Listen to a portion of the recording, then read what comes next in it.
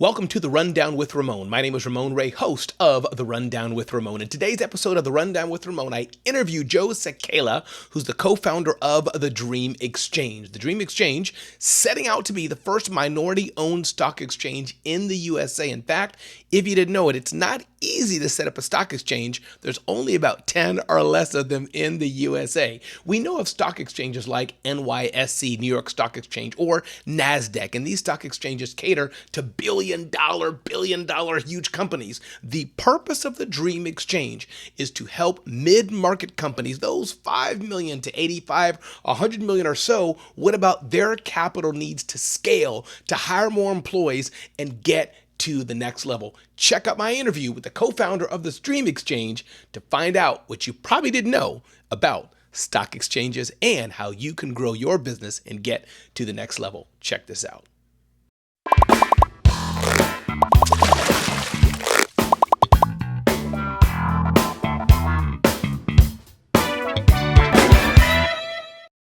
Hey everybody, welcome back to The Rundown with Ramon. My name is Ramon Ray. Joseph Cecala, good to have you here from the Dream Exchange. Glad you're here with me today on The Rundown with Ramon. First, before we dive into the Dream Exchange, just say hi to the people. Tell us a bit about yourself. We're going to keep some mystery. What's your background? What brought you here today? And then I will ask you that again, or you can go right into it. What is the Dream Exchange all about? Sure. Well, and thank you very much for having us. This is a journey to get the word out on what the Dream Exchange is. So, I'm Joe Cecala. I'm the founder and CEO of the Dream Exchange. I've been at this now for in my 18th year of Congratulations. create a new stock exchange in America has been a long journey. But the Dream Exchange will be the eighth stock exchange in the United States. We're in the process of our application. It's called a Form 1 application to get our national stock exchange license. Once granted, we'll be a direct competitor of the New York Stock Exchange and the NASDAQ and the Members Exchange and long-term and investors. There's 7 others, and we intend to be in that marketplace. But mostly what the Dream Exchange purpose, why did we do this, is to work on capital formation, which the public markets have gotten away from a little bit. There are not very many IPOs at all anymore, and especially to work on public capital formation for small companies. So we want to do a lot of IPOs for small companies that have great ideas. That's really the main purpose that we created the Dream Exchange all these years ago. That sounds like a T-shirt, man, or a wristband, or something like that, to create IPOs for small companies with dreams. You said, is that what it was? What was that? Yes, exactly. With great ideas. I mean, it really is about the dreamers. I mean, not to steal the thunder of what we're doing, but Sure. our country has become great because of our ingenuity. We outcreate other nations, and what we want to make sure that we do is the dreamers, the people that are the innovators, the future, the people who think through and solve problems. When we need to make sure we get them capital. We need to make sure that, especially in the public markets, that people are able to have the opportunity to get capital, and the investor side are able to make investments in small companies that become big companies and build, wealth and have generational wealth creation. So it really is about the dreamers. It's about the dream, and our dream is to make the other dreamers' dreams come true. I love So, that. No, I love that. It's powerful. And help me a lot of understand dreamers. it for those listening to us today, Joseph, talking about the different forms of capital that one can get. When you said to make bigger companies, I'm guessing it answers my question already, that maybe this is why building your business, again, this is a layman question, a layperson question, on your credit card, with crowdfunding, with some money from a bank loan and things. Is it because, and again, I should wait for your answer, but it's because these vehicles are really great for smaller companies. But when you want to be the next billion-dollar brand, there's not too many places. Is that fair, or is there a different answer? But my question to you is, why do we need a stock exchange at all? And then why the Dream Exchange? Great. Yeah, I mean, you're kind of leading into the answer, which is, so first of all, there's a gradient of raising capital. You're right. When a company starts out, usually it's on the entrepreneur's dime. Mhm. I've met many people who've put their payroll on their credit cards. Um, and then you work through to friends and family and to angel investors and seed investors and crowdfunding, and you can raise a good amount of money. You can raise $5 million with crowdfunding. And then, there's the world of venture capital and private equity, and they invest many millions of dollars. But there's some attendant problems, which is the why the dream exchange. So the first problem that I think a stock exchange addresses is it's a larger amount of money. For more stable companies. So above 5 million. In fact, what we've kind of invented is a market niche between 5 and about 75 to $100 million. So those are really good companies. Those are companies that could use sizable amounts of money to expand. Where are you really going to get that? Well, there are very few places to go and land and get that capital. You have to usually have a bigger venture capital firm or a private equity firm, or you might have to sell the whole company to a competitor. So what the public markets, and we've gotten away from this over the last 50 years. Really, it's concentrated in the last 25 years, where a company could do an IPO. They could form capital with the general investing public of the nation. And we really want to bring that back. So it does all the favorable things that those healthy capital markets did. One is forming capital for the companies. And two is, you never hear this expression anymore. Would you like to get in early on an IPO? Because if you can invest in the company in its earlier stages, well, naturally, as the value of the company goes up, you're building wealth. So that's really a high level, perhaps 40,000-foot overview of the why. And most importantly, and I think, what I was saying earlier is we want to keep feeding the engine of innovation. We want to keep feeding it with a large amount of capital. And there's a number of reasons that this really works. Among them is it's more money. It's a higher amount of money than you get in the crowdfunding stage. But more importantly, these private companies, if even for the venture capitalists, once they make an investment and it's a private company, it's very difficult to resell the shares. In fact, in most instances, it's nearly impossible. And what that is called is the secondary market, right? They've bought a first set of shares and now they own them and they want to sell them. The entrepreneur, the early employees, or the early investors, they see the value of the company having gone way up, but now how do they get their money back? Well, it used to be a common vehicle. You went public, and now you own shares that could be bought or sold in a public market. And that second sale in the public market is what they call secondary liquidity. So if we can help create liquidity by allowing those companies to have a fair, trustworthy stock exchange environment where those shares can trade, and you can then sell them for any reason or no reason, it frees the capital market. It gives a free system of opportunity to the entrepreneur, the investor, the secondary investors. It's a fun game, and it always has been in America, a really fun game, but we've gotten away from helping those small companies go public. So our overwhelming concentration is let's produce capital formation for them.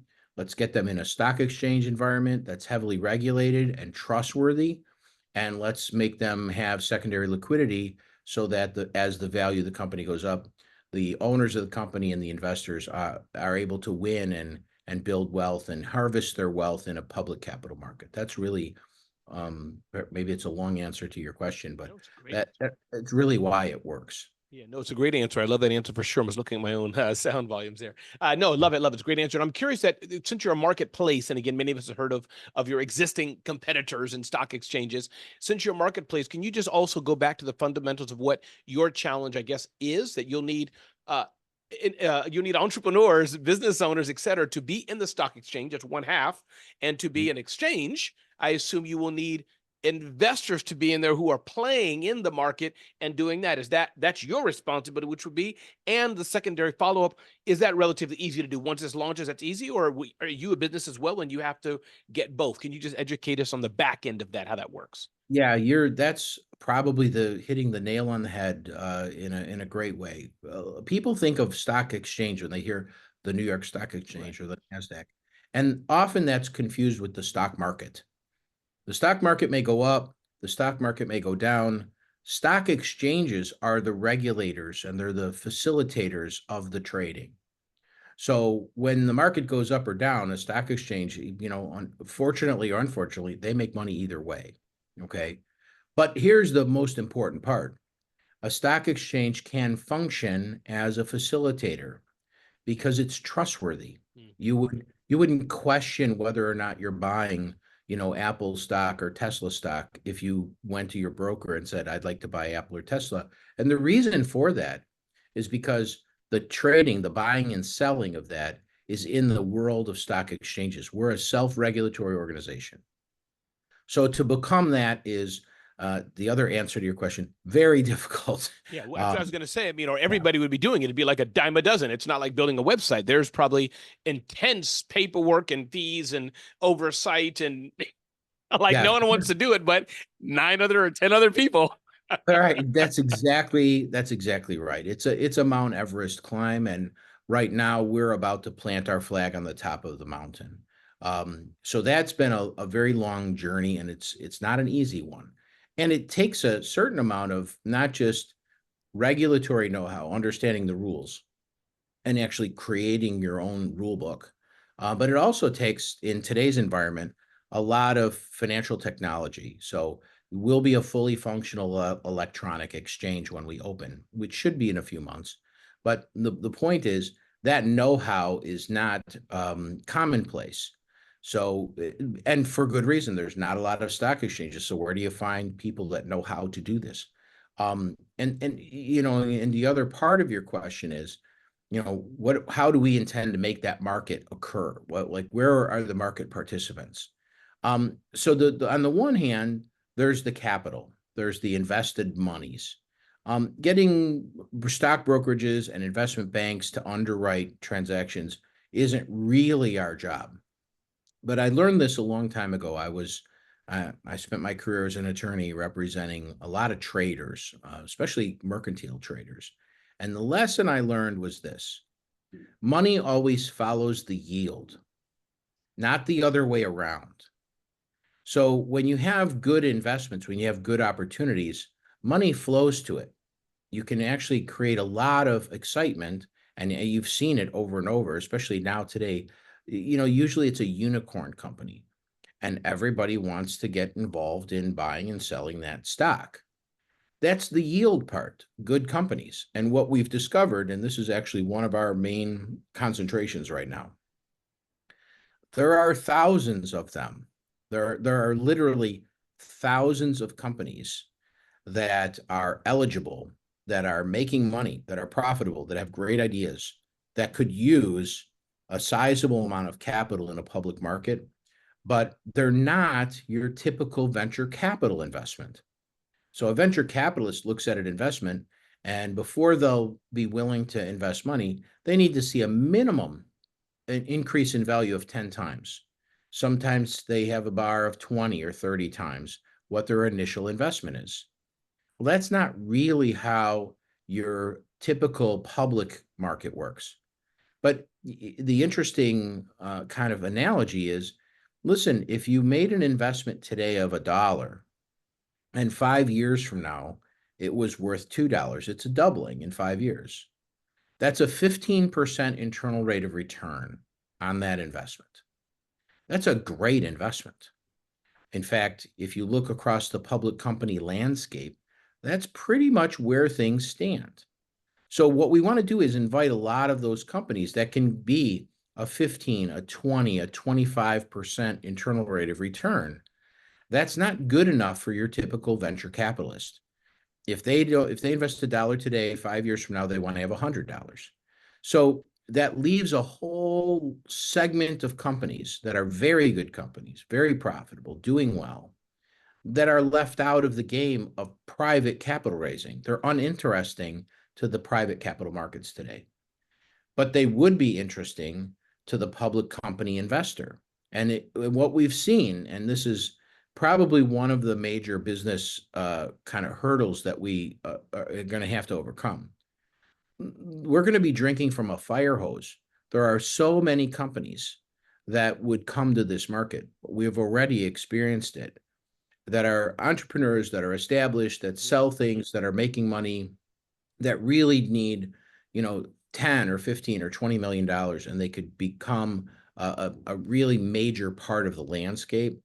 That's a great public offering. And here's the interesting part of our research. This isn't, we're not guessing. Mm. Uh, the research on this, which we've really spent about the first 7 or 8 years researching this, is that at one time in America, before the year 2000, we used to have five, six, or 700 small capital IPOs. Mm-hmm. I say small capital, I mean at the IPO, the company raised $50 million or less in today's dollars. So five, six, 700 a year. We now have, if we have 10 Wow. for the last 25 years per year, it's a What lot. what what changed, Joseph? What changed in that to make a difference in that? What changed? So, and that's a great question, and thank you. You're like serving them up. So a I'm lot of people, interested in this, man. This excites me. it's a fascinating thing because it's like it's America. Like everybody, Yeah. people, oh, I got rich on an IPO, and that just doesn't happen anymore. Where did it go? Well, really, what happened? A lot of people have blamed regulations. They Mm. blamed Sarbanes-Oxley. They Mm-hmm. blamed the Dodd-Frank Act. They blamed, the higher cost of reporting and being public, and that's true. It is a higher cost. There's no question about it.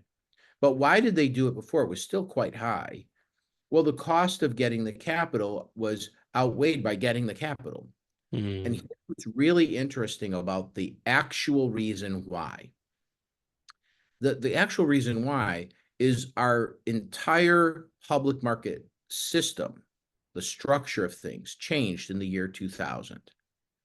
And it became a high volume share electronic environment. And we know that that's the cause because it's on the same time track as when the market for small caps collapsed. Mm. So if you look at cause and effect, you have all the regulations were enacted years later. So if that were the reason, you can't have effect then cause, right? So something had to happen first. And it really is because the world of stock exchanges, the world of investment banking and underwriting and making money on IPOs now only concentrates on billion-dollar Right. unicorn companies. And it isn't so much that it's $1 billion, it's that they have millions and millions of shares that trade in Mm. nanoseconds. Mm. Wow. That's where the incentives to take a company public come from today. So if there's no volume, why take the company public?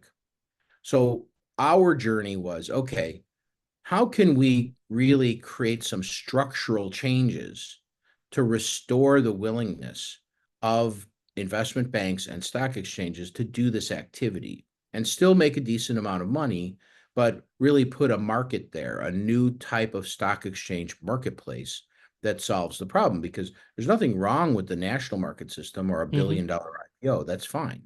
It's just not a one size fits all marketplace any longer. So what we, out of our research, our research was published in Oxford University's Handbook on IPOs. It's chapter 9. And it really talks about what's called low visibility markets Mm. acting as stepping stones to national exchanges. Because if you're low visibility, what does that mean? It's not Apple, Right. it's not That's right. Tesla, it's not a household name stock. So we need to broaden the menu to the non-household name Mm-hmm. stocks, Mm-hmm. changing market structure, which is why we really invented a new type of stock exchange called a venture exchange. And it doesn't, I fought to try to not have that word venture be in the legislation. Right. So there's a piece of legislation called the Main Street Growth Act. And that Main legislation, Street Growth Act. Okay, go ahead. yes, it's actually been bipartisan, introduced in the House. It's had a hearing. It's introduced in the Senate as well. And there's a substantial likelihood that this law will pass this year. It's in its final stages, probably after the election. But what it does is it creates this new type of stock exchange. It doesn't have anything to do with venture capital, Hmm. just called the venture exchange. And as a stock exchange, when a company applies to be listed on a stock exchange, well, naturally, it has to go through a substantial amount of due diligence and Hmm. documentation. So that's a more trustworthy company to invest in because Yeah. they've passed a test. Then they're in, through application, they get listed and they're available for the entire American investing public to invest their dollars. So when you think about the broad audience of, there's $37 trillion Mm. in the public markets today. Well, when you think about the size of that in relation to someone raising 30 or 40 or 50, it sounds like an enormous amount of money. It's not, because you have all of America that Right. can buy shares now. Okay. So the fact is that the new model, a new type of stock exchange that caters and has certain added protections for the small company and the small company investor, but is still a stock exchange. It's a Right. bona fide live stock exchange, but caters to this market, is the real solution to creating 500 or 1,000 companies per year going public. Right. Right. So that's really that's the lane we want to drive in. I Now love it. yeah, Let me ask you a question, Joseph. When I list my $50 million company, $30 million company, into the Dream Exchange, when I listed there, again, stay high level with me here. How do other people know about it to invest it in? Do I have to staple flyers and fly across the United States? right. Or are you plugged in to other channels, gateways that everybody else may be in? And an investor who knows this world will see my company and he lives in Indiana, if you get what I'm trying to ask in some way. Can you help me understand that? Exactly. That's exactly the point of the stock exchange. So Okay. our customers are the who's who of finance. So, once we open, a customer of stock exchange is called a member. Got it. Okay. So our members are JP Morgan, Morgan Stanley. Okay. Okay. All the largest investment banks will be a customer of our exchange. So if you are a retail customer, Hmm. you have your stock brokerage account at E-Trade or at Hmm. Ameriprise Hmm. or at Robinhood, well, you're going to see these companies as a listing symbol. And if you want to invest in them right through the same app you're using Got today, it. Got it. we now open the world of public company finance to the smaller company. It'll be no I different got at it. all And, to and go and to that's where I can go as the owner then of the company. I can go and do my regular PR that we'll use Elon as an example since he's a big name, household name that Tesla may do. I can do native that too PR. in the invest in magazines, in the publicity. I can get on whatever Main Street Press or Run Down with Ramon and seed the market and say, hey, we're out here. We have a brand new technology, a new water bottle that does this. Invest in us. Anybody can find it. They know how to do it. Am I on the right? Is that this? Exactly. It's That's an equal exactly level. right. It's a level playing field, just a different exchange. Yep. It opens an Got opportunity it. that currently doesn't exist. And, there are a lot of very good regulations Sure. about, private companies. So in other words, today, if you have the water bottle company that's just pristine, Mm-hmm. Mm-hmm. well, that's good. And maybe you want to raise money privately. Well, to go about doing that, you have to follow a labyrinth of rules to do it properly. And one of the things that's a prohibition is you can't just go generally advertise. Mm. Okay? You can't. Right. Right. Right. Right. Right. The SEC staff that I've worked in and around the SEC for decades, and they have a euphemism which is there in place to protect the grandmas, orphans, and widows. Okay, Yeah. Yeah. because they don't want a private company to sit down and come in and persuade someone who's really shouldn't be making that investment to invest in that company. And Mm-hmm. here's what we put in place. Well, if you're going to be listed on the Dream Exchange, Venture Exchange, you're going to have gone through a fairly sizable amount of scrutiny. Yeah. So it's available to those retail investors because it's a trustworthy company. They're doing what they say they do. They have to report that information every 3 months to the SEC. They have to report it to our exchange. And the luxury we have is people who break the law and violate the rules, they're called bad actors. Well, we are instantly, as the regulator, going to know, and we can put a stop to bad behavior because we're the regulator. Mhm. And so, right, with that retail investor that really does want to see the menu, right now, he'll never hear about the water bottle company in Indiana. Never going to happen. Yeah. It's an incredibly high hurdle. And all of the good transactions that Mhm. are like superstars, well, they tend to go to the big venture capital firms. And maybe the almost going to be a superstar. Well, the ultra high net worth and high net worth individuals are very often the ones being approached, and they just can't invest in every Mhm. company. They're Mhm. just, Mhm. if you just take the wealth of those people, they're not concentrating Yeah. in these companies. There's some portion of it, I'm Right. sure they all invest in, but wealth managers, they break things down. They create strategies. Most of the big wealth of our nation gets invested in treasuries. Yeah. um, it's no risk. A very small portion of it ends up going to public markets, which is deemed higher risk, higher return. On the other hand, these are companies that probably don't bear any higher risk than any of the larger public companies. I mean, perhaps they will, but that'll be a whole. We're giving birth to an industry. Yeah. We're gonna That's find out. exciting. And it's so much fun to be a pioneer in this. There's an old expression: the pioneers get the arrows, and the settlers get the land. Um, Hopefully you'll get a bit of both. Joseph, so curious. I'm Go, what were you hoping going to say? I'm hoping to see this, the land and the prosperity. Really, I think that that's the defining moment Yeah. for my Yeah. partner, Dwayne Kyles, and I. Really, what we want to see is, we'll know what we're a success when we see hundreds of the companies that are flourishing that we helped. Yeah. That's the defining moment for us, because certainly climbing Mount Everest to open a stock exchange, we could have done all kinds of other things, if we were just motivated by how could we make some money ourselves. Yeah. I just we're truly, I mean, and I would just want to pay a compliment to my Please. business partner. And what's your He's business partner's name again? Let's hear his name again. Hiles. He's just an extraordinary man.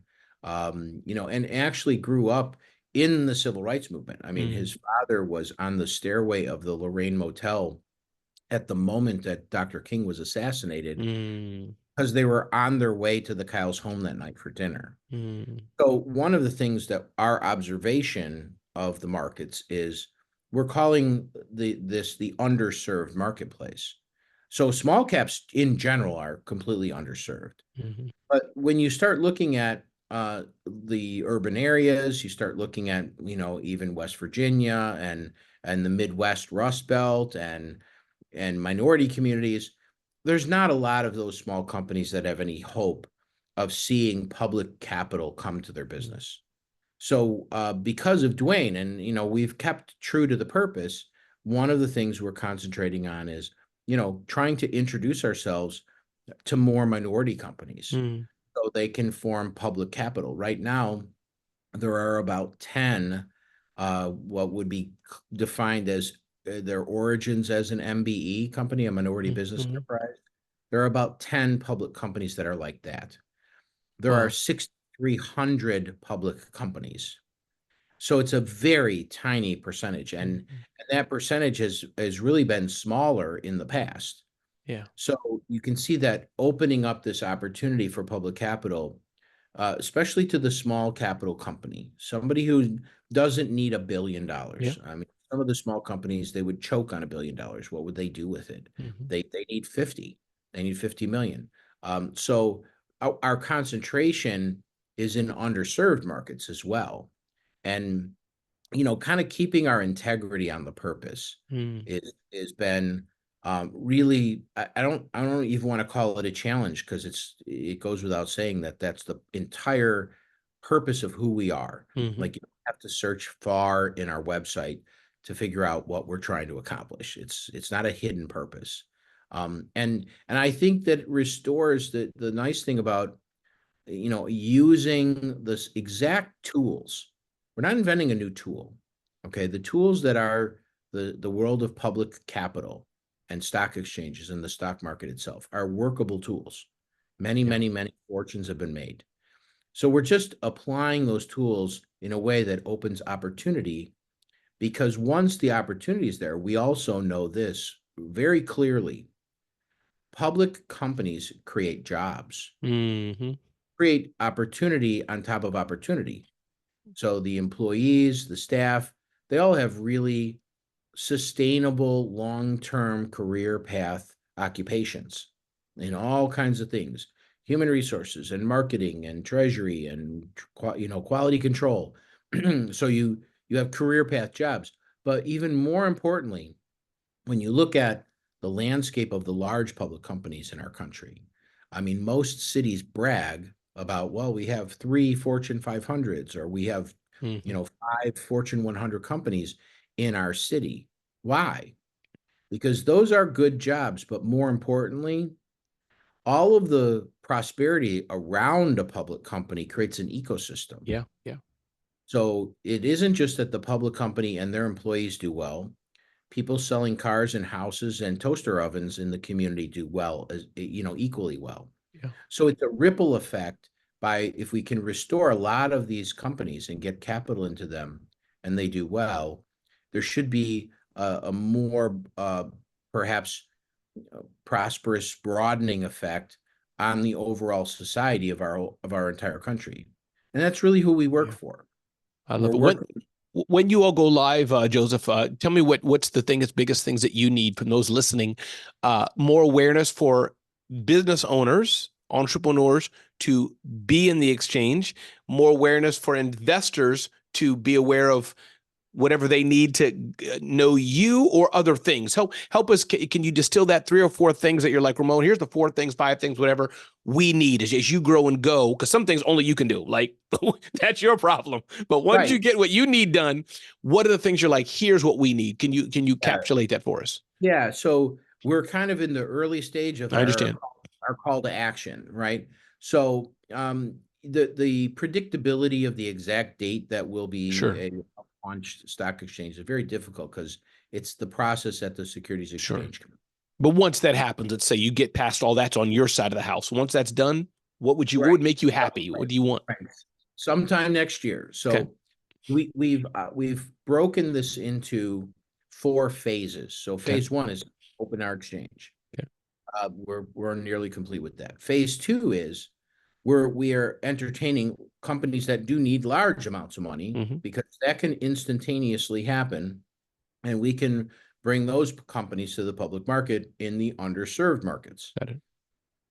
So there are many companies that are not being approached, because maybe they're not in Silicon Valley. I understand. Yeah. Yeah. So we're opening that audience. There's going to be a call to action for those larger companies, some of whom we're, having our getting to know you and doing that. That's phase two. Phase three is really the venture exchange marketplace, the small caps. So one of the things we're waiting with bated breath on the legislation. Mm-hmm. Even if the legislation doesn't pass, the call to action next year and in the coming years will be, come to us. We want to help. It's the dream exchange. It's not the rain on your dream exchange. It's, how can we help you? We're setting up an entire um, group within our company that will help to educate. Mm-hmm. And it's really kind of phase four, which is this educational process. What are all the terms I need to know? What is the path I need to be on? What are the characteristics of my company that might indicate that if I'm doing the right things, I'll be successful in not only having an IPO, but in using the public market system to, become the next Apple, right? Mm-hmm. Mm-hmm. So there's an entire educational process. That's going to be a call to action in this coming year, where if you're an entrepreneur and you're selling the bottle, you're selling your plastic water bottle, and maybe even if it's moderately profitable, in some instances it may not be profitable at all. We want to engage those companies, one of the kind of factors that's always been in place is the idea more valuable than the cash flow? Absolutely. Hence the aspect of profitability. I totally get it. It's not about some things we want profitable, but the bigger you get, it's to build it up and build it. And so a larger company then you can be an asset to them. Correct. So that's Yeah, yeah. that's absolutely correct. Yeah. When you have that intellectual property, when you have the know-how, when you have the ability to make a marketplace, and I Mhm. don't mean stock marketplace, I mean a marketplace, Mhm. that makes your company extremely attractive. Absolutely. Tesla didn't make money, did not have profitability until about 18 months ago, but it was the largest auto manufacturer in the world because the idea was actually bigger than the cash flow. Yeah. They were able to design and manufacture on a large scale an electronic vehicle to be sold in the retail market. Yeah, they're a brand too, the Tesla brand. People love the T-shirt, and they seeded the market for others. But Joseph, no, this is powerful. Any last comments, any last words? And one more time, can you repeat your full name of the Yeah, company, website? Do that one more time, and then I'll give you any last sure. closing comments you want to share. Sure. So, my name is Joe Cecala. The name of the company is the Dream Exchange. Our website is www.dreamex, DREAMEX.com. And I guess my parting remarks are really I go a lot on podcasts and we're trying to get the word out. But the message that I really want to deliver, and I think Dwayne Kyles would echo this remark, um, you know, there's people who are hoping. Mm, They're sitting there. They are putting their payroll on credit cards. mhm. Okay, Yeah, yeah. even the companies that are making a bit of money. And the key thing that we want to educate people in is when you have a good idea, never quit. You just Mm, can't quit. If the idea is good, if it's a viable thing to do, we need to get them investment dollars. And if we keep doing that as a nation, we'll keep having wireless mhm, communications, climate controlled vehicles. We didn't have any of these things. Intermittent wipers on the car. So these are inventions from individual people, mhm. and the what we can't do as a nation is let those ideas, let those dreams dry up for a lack of investment capital. They have to get the money they need so that we can keep out creating all the challenges that might affect our ability to survive well. Yeah. So the purpose of the exchange is quite large. We want to live well as people. We want to be able to do, video chats Mhm, mhm, and have all the transportation and nutrition and lifestyle and kind of luxurious mhm. survival that we share today. We want to keep doing that. And Yeah. there's anything over literally centuries, if not thousands of years, that's a certainty. Humankind outcreates its problems to not surviving. That's why we're still Mhm, here. mhm. We've always created something new to enhance our ability as the human race to survive. And what we can contribute to that is when someone has those wonderful ideas, they should be able to reach a public market. And we should all be investing in those ingenious ideas because that's what's going to make tomorrow a better tomorrow. And I don't know that that's a message that's often heard, but like I said, my parting remark is don't quit on your dreams, Mhm. keep plowing ahead, and we'll work with you to make your tomorrow, our tomorrow, and all of our tomorrow a bit better just because we've interacted with one another. I love it. I'm voting for Joseph. I'm voting for Joe. Thank you so much for being here on the Rundown with Ramon. I wish you all the best with Dream Exchange. Everybody definitely go check it out. And again, co-founder, his partner, you give credit to your partner, Dwayne. Glad you're here today. And I hope to talk to you many, many more times to get the word out about new opportunities for me, new for me as Yeah. well, new opportunities for investors, but more importantly, new opportunities for the dreamers who want to build much bigger companies. And I love how you said it, and provide all the nice things that we have in the world, and even things that help humankind. It takes capital and money to do it. Joseph, thank you so much. Thank you so much. Thank you for having me.